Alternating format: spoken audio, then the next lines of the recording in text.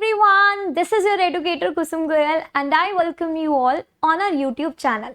आज इस सेशन में हम लोग देखने वाले हैं चैप्टर 4 एनिमी का माइंड मैप एंड समरी। ठीक है, तो मतलब माइंड मैप और समरी का मिक्सचर है। तो आधे घंटे के आसपास में हम ये पूरा चैप्टर खत्म कर देंगे। ठीक है, वैसे तो ये चैप्टर बहुत बड़ा है, एकदम नॉर्मल टाइप है। ठीक है, लेकिन आधे घंटे के आसपास में ही हम अप्रॉक्स 30 मिनट्स में अपना ये पूरा चैप्टर खत्म करने वाले हैं और इसमें आपको मिल जाएगा डीप एक्सप्लेनेशन। तो अगर एग्जाम से पहले आपको ये चैप्टर करना है, कम टाइम में इतना बड़ा चैप्टर करना है, तो ये वीडियो एंड तक पक्का देखिएगा। ठीक है, और इसमें आपको छोटी छोटी डिटेल्स भी मिल जाएगी। चलिए तो स्टार्ट करते हैं विद आवर एक्सप्लेनेशन। तो चैप्टर स्टार्ट होता है डॉक्टर सदाव के घर के डिटेल्स से। ठीक है, कि उनका घर कैसा है और उनका बचपन कैसा रहा है। ठीक है, या just give me a second. Okay, doctor Sadao Hoki's house was on Japanese coast. ठीक है, तो अब ये जो डॉक्टर सदाव होते हैं, इनका घर कहाँ होता है? जापानीज कोस्ट पर होता है। इनके फादर इनके कैसे होते हैं? इन्होंने कभी भी कोई हंसी मजाक नहीं किया होता, नेवर जोक्ड और प्लेड विद हिम। ये कभी भी डॉक्टर सदाव के साथ में खेले नहीं होते, ना ही कोई हंसी मजाक किए होते हैं। सदाव्स एजुकेशन वाज चीफ कंसर्न। इनके पापा का जो सबसे मेन चीफ कंसर्न था, वो क्या था कि वो चाहते थे डॉक्टर सदाव को अच्छी एजुकेशन मिले। At 22 to America. अब जब वो सिर्फ 22 के थे, तभी उन्होंने क्या किया था, डॉक्टर सदाव को अमेरिका भेज दिया था ताकि वो वहां पर सर्जरी और मेडिसिन का सीख सके। Come back in 30। अब डॉक्टर सदाव अमेरिका से सारी पढ़ाई वगैरह करके कितनी एज में वापसी आती है? जब वो 30 इयर्स के हो जाते हैं, यानी कि 22 की एज में गए थे, 30 की एज में वापसी आ गए हैं, यानी कि 8 साल बाद वो अपने घर जापान में आते हैं। अमेरिका में ही वो अपनी वाइफ से मिले होते हैं, जिसका नाम होता है हैना। वाइफ से वो कहाँ मिले होते हैं? अमेरिका में, अपने अमेरिकन प्रोफेसर के घर पर। फिर क्या होता है, जब उन्हें पता लगता है कि ये भी जापानीज है और मैं भी जापानीज हूं, तो डॉक्टर सदाव, ठीक है, fail in love with her and फिर वो हैना को अपने पापा से मिलवाते हैं। और फिर जब उनके पापा का कंसेंट उनको मिल जाता है, उसके बाद इन दोनों की शादी हो जाती है ओल्ड जापानीज वे में। उसके बाद इनके 2 बच्चे होते हैं। ठीक है, and they were perfectly happy, और दोनों बहुत खुशी खुशी रह रहे होते हैं। A man out of the mist. अब एक दिन, जिस दिन ये बहुत क्वालिटी टाइम स्पेंड कर रहे होते हैं, वेदर को एंजॉय कर रहे होते हैं, उसी दिन ये देखते हैं कि इनके घर के बाहर, ठीक है, मिस्ट यानी कि एकदम धुंध में से एक आदमी आ रहा है। सदाव को पहले तो ऐसा लगता है कि ये कोई फिशरमैन है। ठीक है, लेकिन एक्चुअली में ये फिशरमैन नहीं होता, बल्कि एक अमेरिकन होता है। अब देखो, डॉक्टर सदाव क्या है? जापानीज है। तो इनके घर के बाहर ये कौन आ जाता है? अमेरिकन, यानी कि इनका दुश्मन, क्योंकि जापानीज के लिए सारे अमेरिकन क्या है? दुश्मन है। अब ये जो दुश्मन इनके घर के बाहर आते हैं, कोई मिलने नहीं आया है। एक्चुअली ये वुंडेड, बहुत ज्यादा जख्मी है। Wet rags of garments. ठीक है, इसके जो कपड़े हैं वो भी थोड़े बहुत फट गए हैं, और ये ना सारे कपड़े इसके गीले हैं, क्योंकि ये सी में से आया है। अब जब डॉक्टर सदाव और हैना इसको देखते हैं, तो वो देखते हैं कि इसके बाल कैसे हैं? वेट हैं, गीले हैं, क्योंकि ऑब्वियसली सी में से आया है। येलो है, राइट। यंग, इसका फेस दिखने में कैसा है? यंग है काफी, मतलब 25 के आसपास का लग रहा है, उससे ज्यादा भी नहीं लग रहा, मतलब 25 भी नहीं लग रहा है। टॉर्चर्ड फेस है। ठीक है, ऐसा पता लग रहा है कि इसकी खूब अच्छी पिटाई विटाई हुई है। रफ येलो बियर्ड, और इसके चेहरे पे जो बियर्ड है वो भी कैसी है? येलो ही है। अब ये सब इतना येलो क्यों है? क्योंकि वो अमेरिकन है। Battered cap. सदाव इवन इसकी बैटर्ड कैप यानी कि फटी हुई कैप भी नोटिस करते हैं, और उस कैप पर क्या लिखा होता है? US navy. यानी कि ये जो अमेरिकन है ये प्रिजनर ऑफ वॉर है। अब प्रिजनर ऑफ वॉर क्या होता है, जिसको जैसे अमेरिकन आर्मी का पर्सन है ना, तो जापानीज आर्मी अगर उसको पकड़ लेती है, ठीक है, तो वो उसको अपनी उसमें रखेगी, जेल में, है ना, अपने प्रिजन में रखेगी। तो अब ये वही है, ठीक है, अमेरिकन मैन, ये जो अमेरिकन है ये एक प्रिजनर ऑफ वॉर है, यानी कि इसको जापानीज आर्मी ने पकड़ लिया था, ये वहां से बच के भाग के आ गया और आया भी है तो किसके घर, डॉक्टर सदाओ के घर में, जो कि खुद एक जापानीज डॉक्टर है। अनकॉन्शियस, बिल्कुल ही बेहोश पड़ा है ये आदमी, इसको बिल्कुल भी होश नहीं है। On the right side of his lower back, doctor सदाओ देखते हैं कि उसकी लोअर बैक के राइट साइड में गन वुंड है, यानी कि उसको किसी ने गोली से शूट किया होगा। किसी ने क्या, जापानीज आर्मी ने ही किया होगा। Sadao pack the wound with the sea moss, तो सदाओ क्या करते हैं, उसका जो वुंड है उसको सी मोस से, ठीक है, पूरा पैक कर देते हैं। सी मोस क्या होता है, ऐसे ग्रीन प्लांट होता है, ठीक है, तो वो ये निकालते हैं बीच पर से, और फिर उससे उसकी मतलब वुंड में से ब्लीडिंग हो रही है तो वो ब्लीडिंग बंद हो जाए, इसलिए वो ये मोस निकालकर उसके वुंड में भर देते हैं। Thought best thing to push him back in the sea, अब हैना एंड डॉक्टर सदाओ दोनों ये सोचते हैं कि अभी सबसे बेस्ट चीज क्या होगी कि वो इसको वापसी सी में ही भेज दे, यानी कि सी से ये आया है तो सी में ही वापसी चला जाए, सी के थ्रू ही वापसी चला जाए।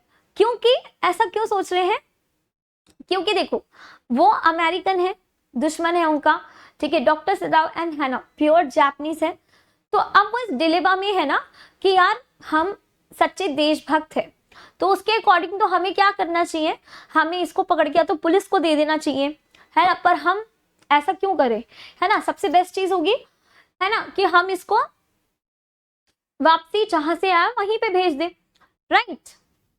आगे देखते हैं क्या होता है। दे हेजिटेटेड, ठीक है, लेकिन दोनों बहुत ज्यादा घबराए हुए हैं, क्योंकि भाई ये जो अमेरिकन था ये उनका दुश्मन था। अब ये डिलेमा में है ना कि यार एज अ डॉक्टर तो हमको जान बचानी चाहिए ना, सदाओ तो एक डॉक्टर है, तो उन्हें तो as a doctor, being a doctor, उन्हें तो जान बचानी चाहिए, लेकिन वो जान नहीं बचा रहे हैं, वो ये सोच रहे हैं कि इसको पुलिस को दे दे कि क्या करे। तो हैना कुछ सजेस्ट करती है, हैना बोलती है हम लोग एक काम करते हैं, carry him into the house, हम इसको अपने घर ले जाते हैं, इसको ठीक करेंगे और फिर इसको पुलिस को दे देंगे।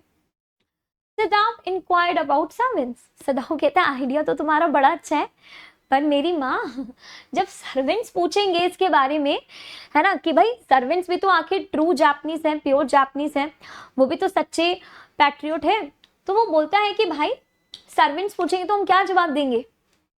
They intend to give him to the police, तो हैना बोलती है कि भाई हम अपना इंटेंशन बता देंगे कि हमारी नीयत तो यही है कि हम इसको ठीक करेंगे और फिर पुलिस को दे देंगे।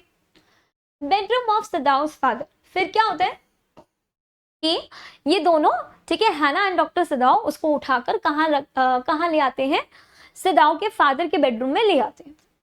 फिर हैना यूमी को बुलाती है और उसको बोलती है कि तुम इस व्हाइट मैन को वॉश कर दो। वॉश करने के लिए क्यों बुलाती है, क्योंकि भाई ये जो व्हाइट मैन होता है ये बहुत गंदा हो रहा होता है ना, धूल मिट्टी सब लगी होती है, ब्लीडिंग हो रही होती है इसको बहुत ज्यादा वुंड में से, तो इसलिए हैना सोचती है कि यार इसकी वजह से ना तो पूरा घर ऐसा, मतलब पूरा फ्लोर, सारी मैट्स वगैरह खराब हो जाएंगे, तो इट्स बेटर कि पहले हम इसको क्लीन कर लेते हैं। तो क्लीन करने के पर्पज से वो यूमी को बुलाती है। यूमी कौन है, यूमी भी घर में सर्वेंट है। यूमी कौन है, यूमी घर की सर्वेंट है जो कि बच्चों का ध्यान रखती है, kind of Naini type. Yumi fetch the hot water, अब हैना के कहने पर यूमी गर्म पानी की बाल्टी लेके आती है, बकेट लेके आती है। Went over to the white man के पास जाती है और उसको ऐसा देखती है। Denied to wash the white man, भाई जैसे वो व्हाइट मैन को देखती है वो मना कर देती कि नहीं भाई नहीं, मैं तो इसको नहीं धो रही। फिर क्या उनका आर्ग्यूमेंट होता है और फिर उसके बाद हैना उसको खुद वॉश करती है क्योंकि यूमी ने धोने से मना करती है। सदाओ इसी टाइम पर अपना सर्जन्स इमरजेंसी बैग ले आते हैं और उसके बाद, ठीक है, वो उसका ऑपरेशन करना स्टार्ट करते हैं। सबसे पहले वो उसकी पैकिंग बाहर निकालते हैं, पैकिंग यानी कि उन्होंने जो सीमोस भरा था उसके वुंड के अंदर, ठीक है, वो सारा वो पैकिंग ओपन करते हैं।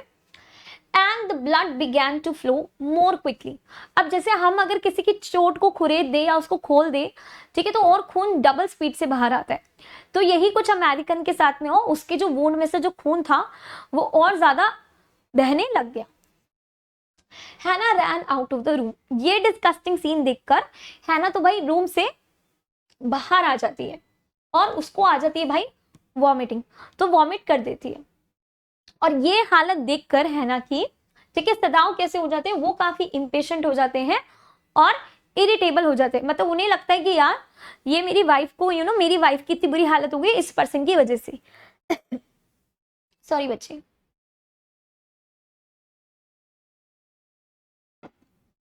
या तो आई होप यहाँ तक सबको सब कुछ क्लियर है।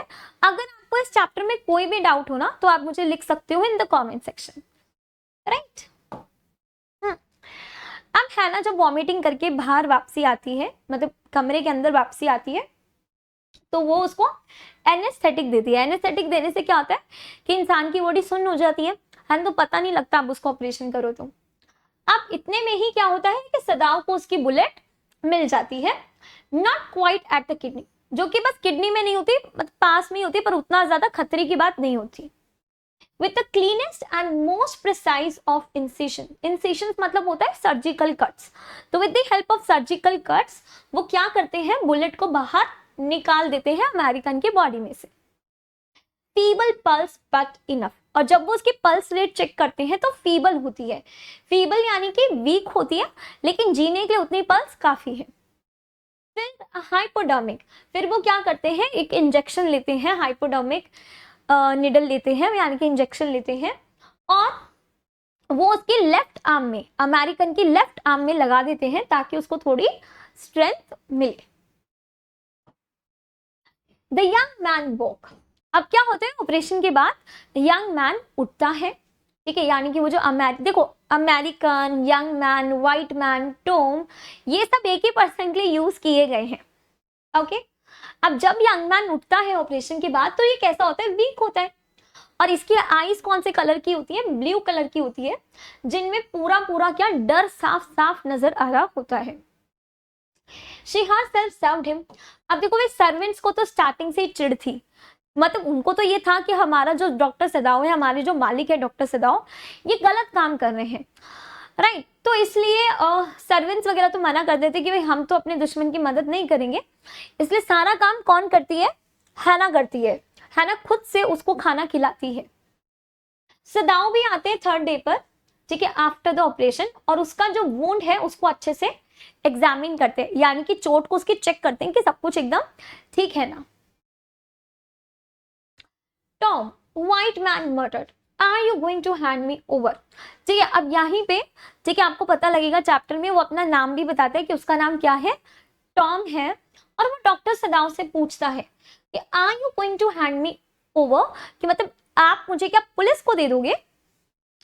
सदाओ डिड नॉट आंसर, ठीक है, तो सदाओ, ठीक है, इस बात का कोई भी जवाब नहीं देते।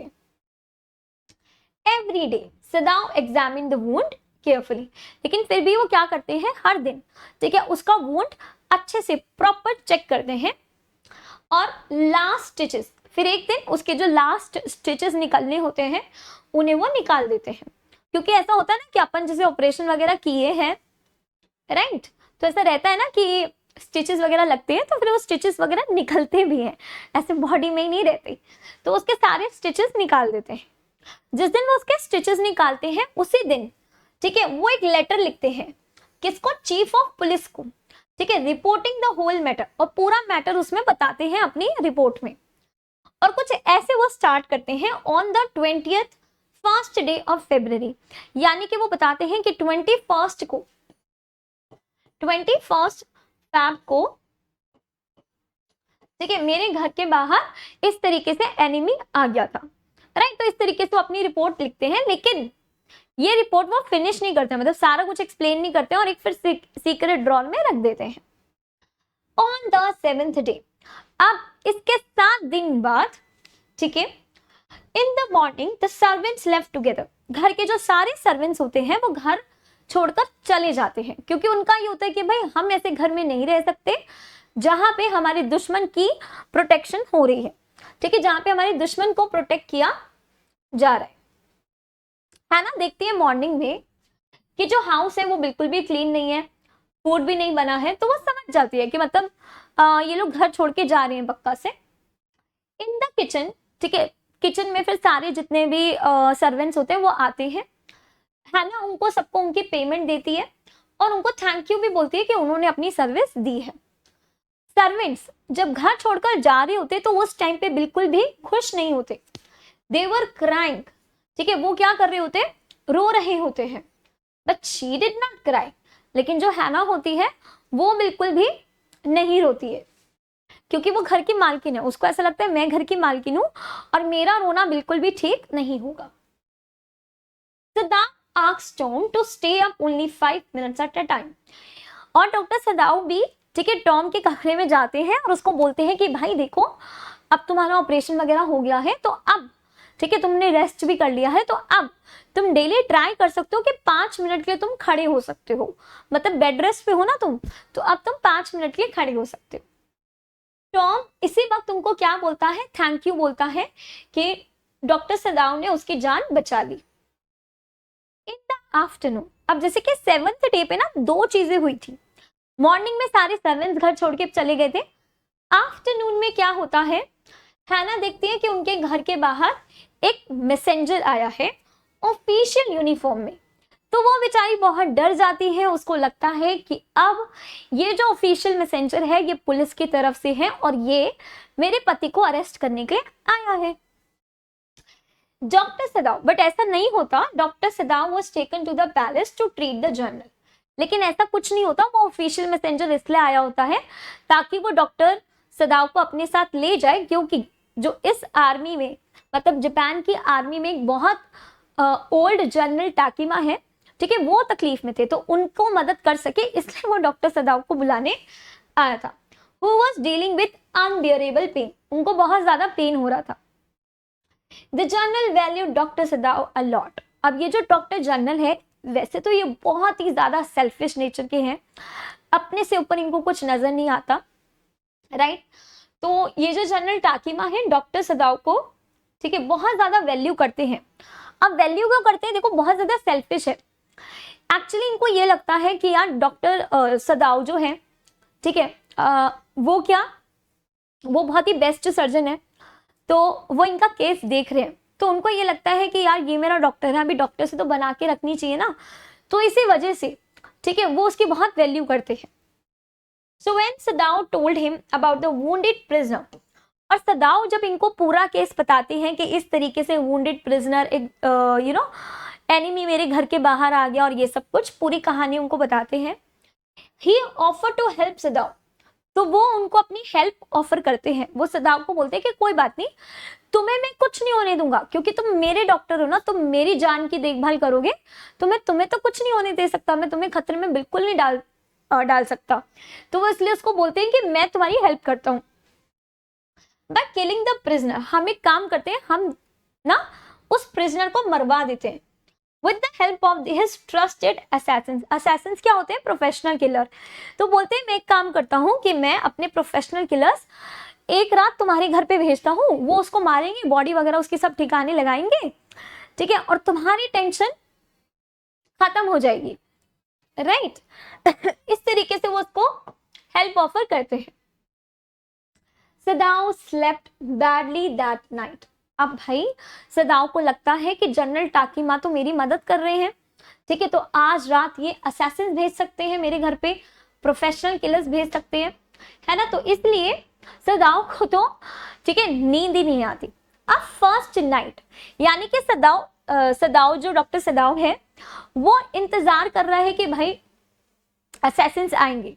तो पहली रात क्या होता है, टाइम एंड टाइम अगेन ही वो बार बार वो उठता रहता है, thinking he heard the rustling of footsteps, उसको ऐसा लगता है कि उसके गार्डन में किसी के चलने की आवाज आ रही है, फुटस्टेप्स की आवाज आ रही है।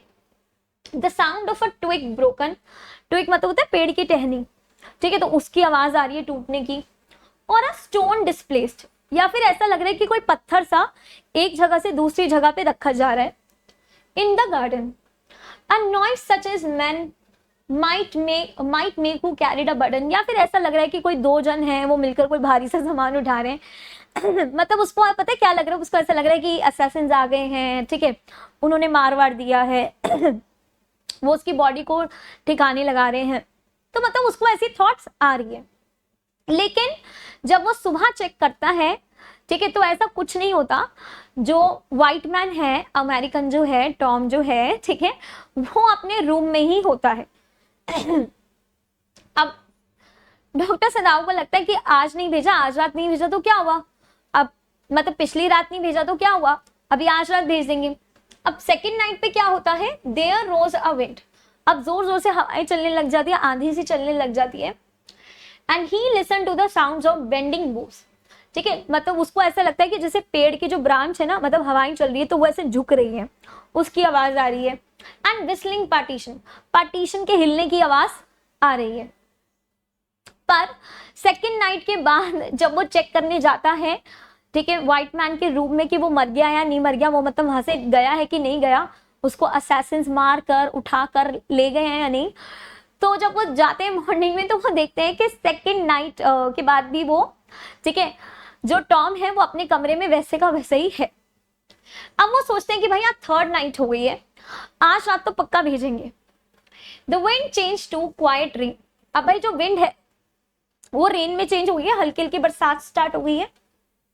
And the garden was full of sound of dripping eaves, और गार्डन में बारिश के पानी के टपकने की आवाजें आ रही है। ईव्स क्या होता है, ये एरिया जो होता है, ठीक है, देखो ये जो एरिया होता है ना, इसको अपन बोलते हैं ईव्स, ठीक है, तो यहां से ऐसे पानी टपकने की आवाजें आ रही है। And running springs, सदाव slept a little better, ठीक है, अब इस रात क्या होता है, सदाव थोड़ा बेटर सोता है। But he woke at the sound of a crash, वो सोता ही है कि इतने में वो दोबारा उठ जाता है क्योंकि कुछ क्रैश होने की साउंड आती है। नेक्स्ट मॉर्निंग सदाव सजेस्टेड, ठीक है, अब नेक्स्ट मॉर्निंग भी वो जाता है तो वो देखता है कि टॉम जो है अपने कमरे में वैसे का वैसा ही है, उसको कुछ नहीं हुआ है, कोई असैसिन्स वगैरह नहीं आए, किसी कुछ उसको नहीं मारा गया, ना ही उसकी बॉडी को डिस्प्लेस लगी है। तो अब नेक्स्ट मॉर्निंग, क्योंकि आप उनके इंतजार का बस ऐसा रहा, मैं अब और इंतजार नहीं कर सकता, तो अब क्या होता है, नेक्स्ट मॉर्निंग सदाव सजेस्ट करते हैं, खुद ही टॉम को सजेस्ट करते हैं कि भाई एक काम करो, तुम पास में जो आइलैंड है वहां तक चले जाओ, मैं तुमको एक बोट ला के देता हूँ, ठीक है, और उस बोट में खाना पीना रखूंगा, कपड़े वपड़े रखूंगा, तो तुम एक काम करना टॉम, मतलब मैं तुम्हें सारी चीजें ला के दे रहा हूँ, तो तुम खुद से ही आइलैंड तक चले जाना। मतलब बेसिकली डॉक्टर सदाव इतने परेशान आ चुके हैं कि वो उस व्हाइट मैन को कहते हैं कि तुम मेरे घर से भाग जाओ, ठीक है, यही सबसे बेस्ट होगा।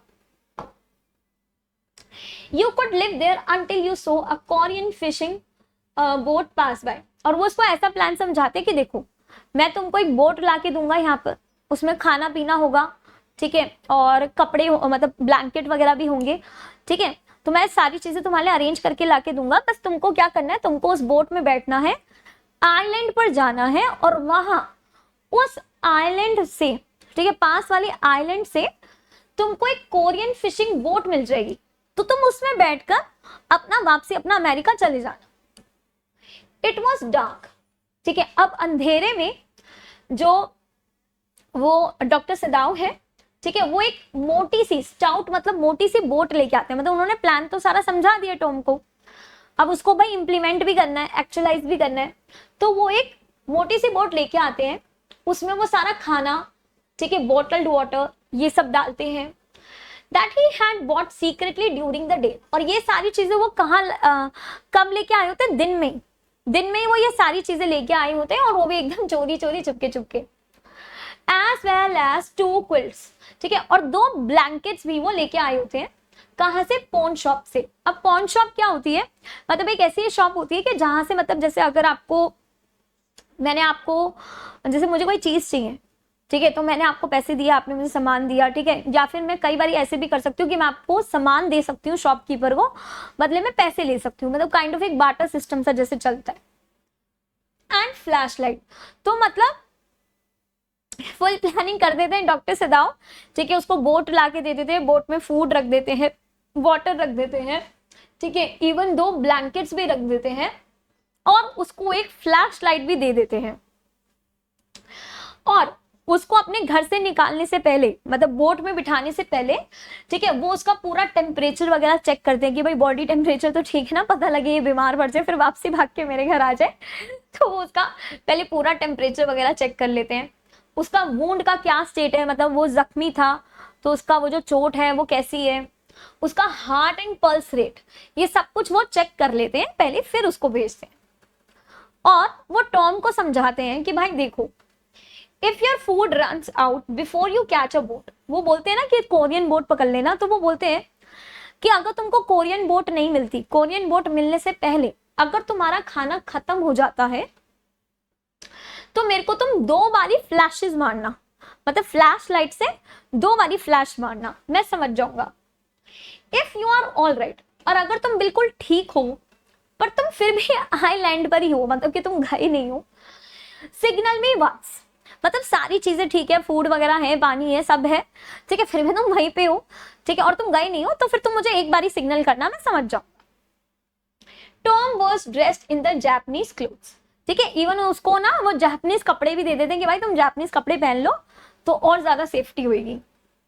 Wrapped a black cloth about his blond head, और क्योंकि उसका वो एकदम सफेद सा हेड था, अमेरिकन था, ब्लॉन्ड यानी कि एकदम फेयर हेड था, तो उसके हेड को कवर करने के लिए वो क्या करते हैं, उस पर काला कपड़ा बांध देते हैं ताकि कोई देख ना पाए।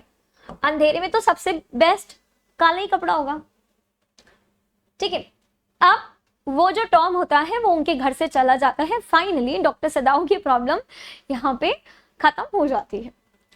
जो सर्वेंट्स होते हैं, जो बेचारे नाराज होके गए होते हैं, वो भी वापसी आ जाते हैं। यूमी क्या करती है, यूमी भी गेस्ट रूम पूरा साफ कर देती है, बर्न सल्फर, और कमरे में वो सल्फर जला देती है, जिससे क्या हो कि व्हाइट मैन जो इतने दिनों से वहां पे रहा था तो उसकी पूरी स्मेल वो निकल जाए। आफ्टर अ वीक, ठीक है, अब 1 हफ्ते बाद सदाओ जो होते हैं वो जनरल को बताते हैं कि टॉम उनके घर से भाग गया है। ये नहीं बताते कि मैंने भगाया है, ये बोलते हैं कि टॉम मेरे घर से भाग गया है। General said that he forgot his promise. अब देखो यहाँ पे चीज क्या हुई है कि जो जनरल टाकीमा थे उन्होंने तो बोला था ना कि कोई बात नहीं, मैं 2 प्रोफेशनल किलर्स भेजूंगा तुम्हारे घर, है ना, और फिर वो उसको मार देंगे, उसकी बॉडी वॉडी उठा लेंगे, राइट। लेकिन उन्होंने भेजा नहीं। वो क्या बोलते हैं, जनरल बोलते हैं डॉक्टर सदाओ को कि भाई सॉरी, मैं अपना प्रॉमिस भूल गया था। इवन वो उसको बहुत ज्यादा एक्सप्लेन भी करने लगते हैं कि देखो देखो भाई, ऐसा मत समझो तुम कि मैं सच्चा ट्रू पैट्रियट नहीं हूं, मैं मतलब सच्चा देशभक्त नहीं हूं, मैं ऐसा मत समझो, मैं तो सच्ची में अपनी बीमारी के चक्कर में मैंने जो तुम्हें प्रॉमिस किया था कि 2 असैसिन भेजूंगा, वो उसको मार देंगे, उसकी बॉडी भी ठिकाने लगा देंगे, वो सारा प्रॉमिस भूल गया अपनी बीमारी की वजह से, तो प्लीज तुम मुझको गलत मत समझना। अब बेसिकली यहाँ पे डॉक्टर सदाओ का फायदा हो गया। देखो कल को ये बात निकल के भी आती है तो डॉक्टर सदाओ बोल देंगे कि हाँ इन्होंने मुझे बोला था कि ये किलर्स वगैरह भेजेंगे पर इन्होंने भेजे ही नहीं, है ना, तो फिर वो खुद ही भाग गया, राइट। तो डॉक्टर सदाओ ने यहाँ पे थोड़ी माइंड गेम खेली और वो उसको बोलते हैं कि वो खुद ही भाग गया, मतलब हमारे घर से बच के भाग गया वो, ठीक है, हमने तो उसको अपने घर में रखा हुआ था पकड़ के, ठीक है, और हम असैसिन्स का वेट भी कर रहे थे कि भाई आप असैसिन भेजोगे, मारोगे, मरवाओगे उसको, लेकिन वो देखो खुद ही भाग गया मेरे घर से, है ना। तो बच गई, डॉक्टर सदाओ की पूरी प्रॉब्लम यहाँ पे सॉल्व हो जाती है।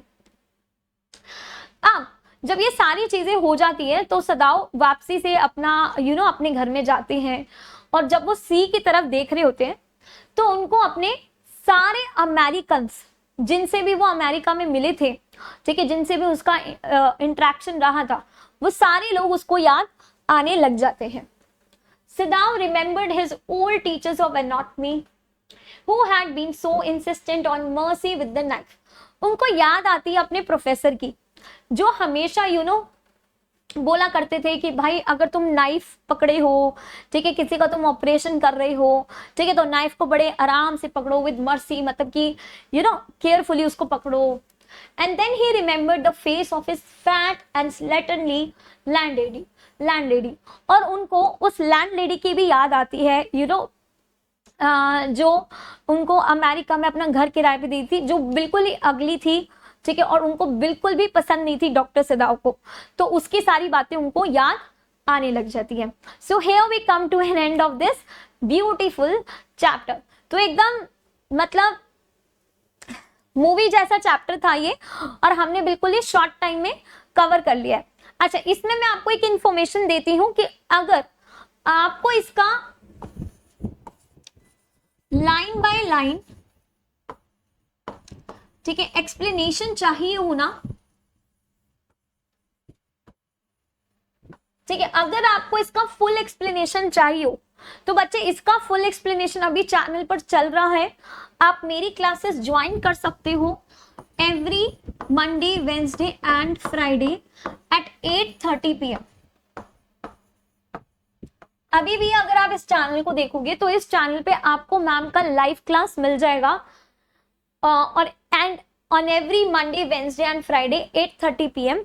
अभी मैम इसका लाइव क्लास में आपको line by line explanation provide कर रही है।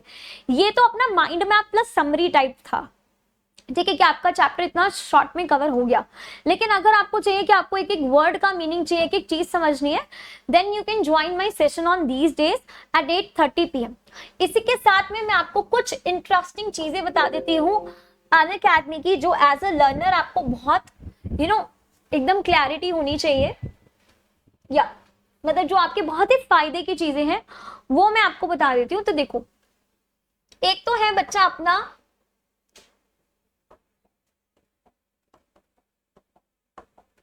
Join the accelerator special class series. अब इस सीरीज में क्या है बच्चे,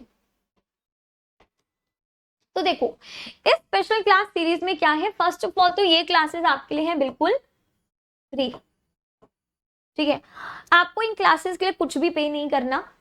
कौन ये क्लासेस अटेंड कर सकता है, तो ये क्लास 6 से लेके 12 तक के अगर आप बच्चे हो तो आप इसे ज्वाइन कर सकते हो। फाउंडेशन लर्नर हो आप तो भी ज्वाइन कर सकते हो। इन क्लासेस में आपको क्या है, अभी इंपॉर्टेंट टॉपिक्स कवर करवाए जा रहे हैं, और इसमें पोल्स रहेंगे, यानी कि लाइव क्विज रहेगी, आप पार्टिसिपेट कर सकते हो। और इन क्लासेस के थ्रू आपको एक चांस मिलता है कि आप अनअकैडमी से 70% तक की स्कॉलरशिप भी जीत सकते हो। तो ये क्लासेस आपकी स्टार्ट हो गई है 8 अक्टूबर से, फ्री क्लासेस है, लिंक आपको मिल जाएगा डिस्क्रिप्शन बॉक्स में। ठीक, तो ये चीज हो गई, ठीक है।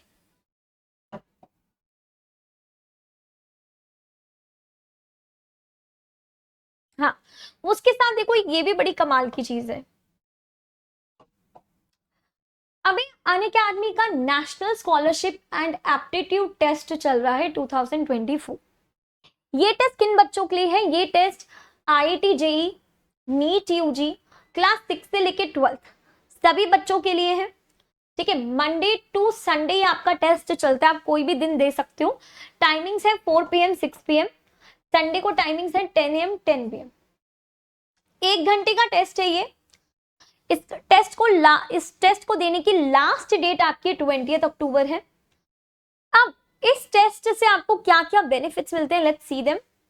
आप सर्न जा सकते हो स्विट्जरलैंड, आपको 90% तक की स्कॉलरशिप मिल सकती है। टोटल स्कॉलरशिप का वर्थ कितना है, ₹300 करोड़। तो ये टोटल स्कॉलरशिप का है, right. Prizes for city and school toppers, तो अगर आप अपने स्कूल में या सिटी में टॉप करते हो तो उन बच्चों के लिए अलग से प्राइजेस है। तो ये सारे बेनिफिट्स आपको मिलते हैं अनअकैडमी के इस टेस्ट को देने पर, राइट। इसके साथ में let me tell you about boards plus CUET 2025 batch. अब इसमें क्या है बच्चे कि इसमें आप अगर बोर्ड्स के साथ में CUET की भी तैयारी कर रहे हो तो अभी अनअकैडमी पे योद्धा बैच अवेलेबल है। योद्धा बैच आप ज्वाइन कर सकते हो, इसमें आप बोर्ड्स की भी तैयारी हो जाएगी और आपकी CUET की भी तैयारी हो जाएगी। प्लस और क्या चीजें हैं, लेट मी टेल यू।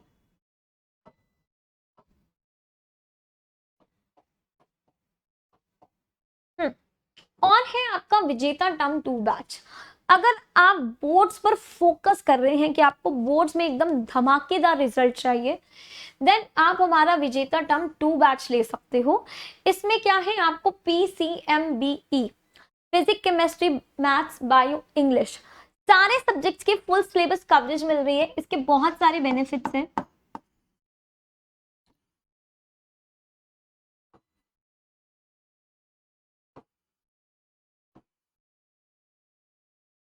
ठीक है, फुल सिलेबस कवरेज आपको मिलेगी सारे सब्जेक्ट्स की, राइट। इसके साथ साथ में आपको डेली लाइव क्लासेस मिलेगी, मतलब जितनी भी क्लासेस आप देखोगे अनअकैडमी पे सारी आपको लाइव मिलेगी। लाइव क्लासेस के साथ साथ में आपका जो भी लाइव सेशन है उसका रिकॉर्डेड वर्जन भी आपके पास में रहेगा। रिकॉर्डेड के साथ साथ में और क्या चीजें हैं कि आप अनअकैडमी पे टेस्ट दे सकते हो। ठीक है, यहाँ पे आपको सैंपल क्वेश्चन पेपर, ठीक है, प्लस प्रीवियस ईयर के क्वेश्चंस, इन सभी के सॉल्यूशंस आपको यहाँ पर मिल जाते हैं। और क्या बेनिफिट्स है कि भाई आपको डाउट क्लियरिंग सेशन मिल जाएगा।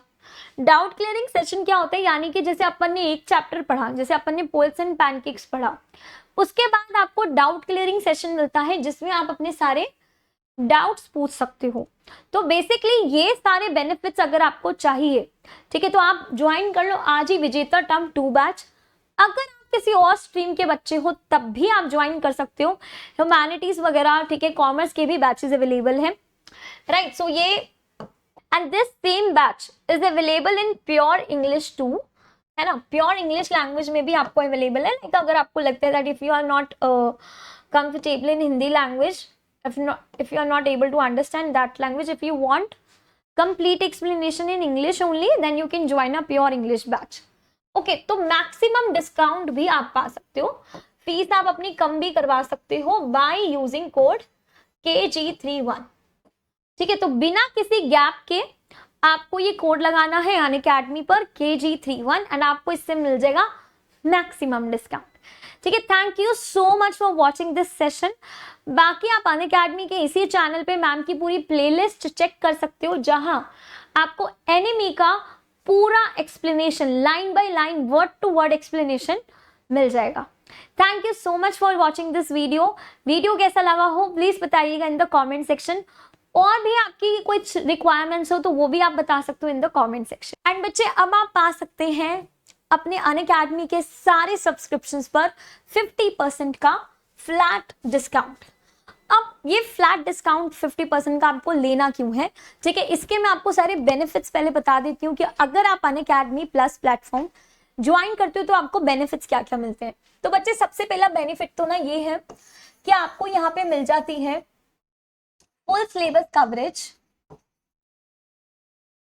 ठीक है, सारे सब्जेक्ट्स की। ठीक है, जितने भी आपके सब्जेक्ट्स हैं अकॉर्डिंग टू योर स्ट्रीम, उन सारे सब्जेक्ट्स की आपको फुल सिलेबस कवरेज मिलती है। ठीक है, आपको डाउट क्लियरिंग सेशन मिल जाते हैं। ठीक है, आपको पीडीएफ में बने बनाए नोट्स मिल जाते हैं, राइट। पीडीएफ में नोट्स के साथ साथ में आपको यहाँ पे प्रीवियस ईयर क्वेश्चंस के सॉल्यूशंस, ठीक है, आपको सैंपल पेपर क्वेश्चन के सॉल्यूशन, ठीक है, ये सारे बेनिफिट्स और इनके साथ में आपको टेस्ट सीरीज, ठीक है, अनअकैडमी पे daily live classes, recorded classes. अगर आपको ये सारे फीचर्स चाहिए, ठीक है, तो आप कर लो अनअकैडमी प्लस ज्वाइन, ठीक है, and you can have 50% discount on all your plus subscription. So just use code KG31 and get the flat 50% discount. Thank you. Unacademy. Let's crack it.